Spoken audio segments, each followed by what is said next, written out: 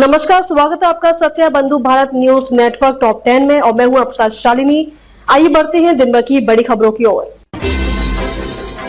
खून से लथपथ मिला 24 साल के रिकवरी एजेंट का शव लखनऊ में कॉल आने के बाद घर से निकला था। भाई ने कहा हत्या की गई। लखनऊ में खून से लथपथ रिकवरी एजेंट का शव मिला है। वह किसी का कॉल आने के बाद घर से निकला था। कुछ देर में घर वालों को सूचना मिली कि लोहिया अस्पताल में युवक भर्ती है, जल्दी आ जाएं। जब परिजन पहुंचे तो उन्हें पता चला कि बेटे की मौत हो चुकी है। घटना इंदिरा नगर सेक्टर 8 की है। एलडी अफसरों की मिलीभगत से हुई फर्जी रजिस्ट्री। जनता अदालत में फरियादी बोला भू माफिया की दूषित पानी से बर्बाद हो रही फसल। लखनऊ विकास प्राधिकरण में गुरुवार को जनता अदालत का आयोजन हुआ। इस मौके पर प्राधिकरण अफसरों ने एक एक करके फरियादियों की शिकायतें सुनी। एलडीए सचिव विवेक श्रीवास्तव, अपर सचिव ज्ञानेंद्र वर्मा सहित कई अफसर मौजूद रहे। उन्होंने लोगों की समस्याओं का समाधान किया। लखनऊ के चारबाग रेलवे स्टेशन पर कुलियों का प्रदर्शन, पोस्टर बैनर लेकर पहुंचे लोग।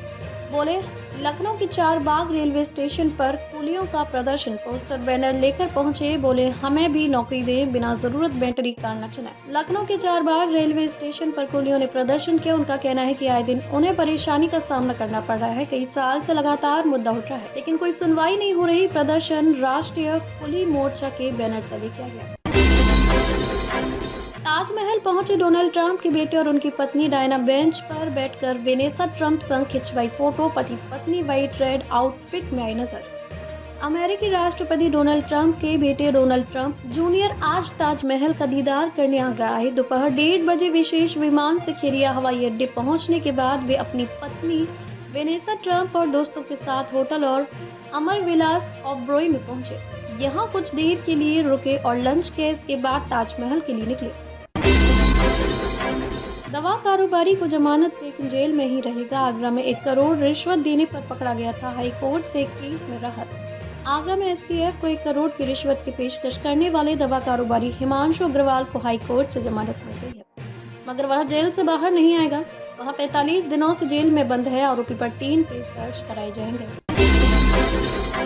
वाराणसी में लो विजिबिलिटी के चलते विमानों की टेक ऑफ लैंडिंग प्रभावित। एयर इंडिया की फ्लाइट ने 45 मिनट तक चक्कर लगाए, फिर दिल्ली डाइवर्ट। वाराणसी में लो विजिबिलिटी के चलते विमानों की टेक ऑफ लैंडिंग में असर पड़ा है। सुबह क्रम दृश्यता परिचालन के चलते विमानों की 10 बजे तक लैंडिंग नहीं हो सकी। रनवे पर सुबह पहुंच गया।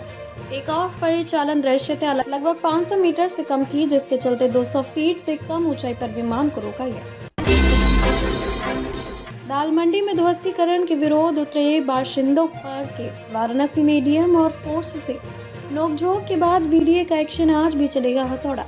वाराणसी के दाल मंडी में सड़क चौड़ीकरण और भवन ध्वस्तीकरण का विरोध करने वाले महिला पुरुषों के खिलाफ पुलिस ने केस दर्ज किया है। इसमें 2 युवक नामजद और अन्य 30 अज्ञात को शामिल किया गया है। बाबरी मस्जिद के खंडहरों पर राम मंदिर अमेरिकी रिपोर्ट। वकील विष्णु शंकर जैन बोले यह नैरेटिव युद्ध। काशी के संतों ने चेतावनी दी।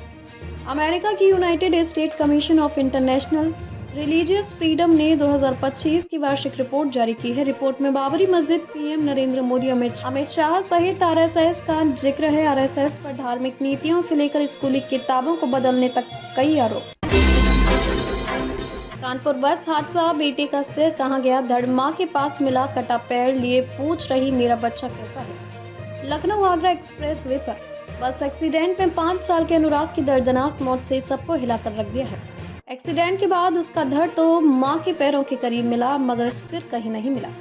मथुरा में ब्रज तीर्थ विकास परिषद की समीक्षा बैठक, परियोजनाओं में देरी पर सीईओ ने वन विभाग को जारी किया नोटिस।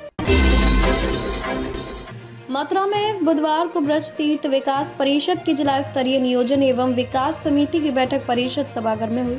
विभिन्न परियोजनाओं में हो रही देरी को लेकर परिषद के मुख्य कार्यपालक अधिकारी सूरज पटेल ने नाराजगी जताई।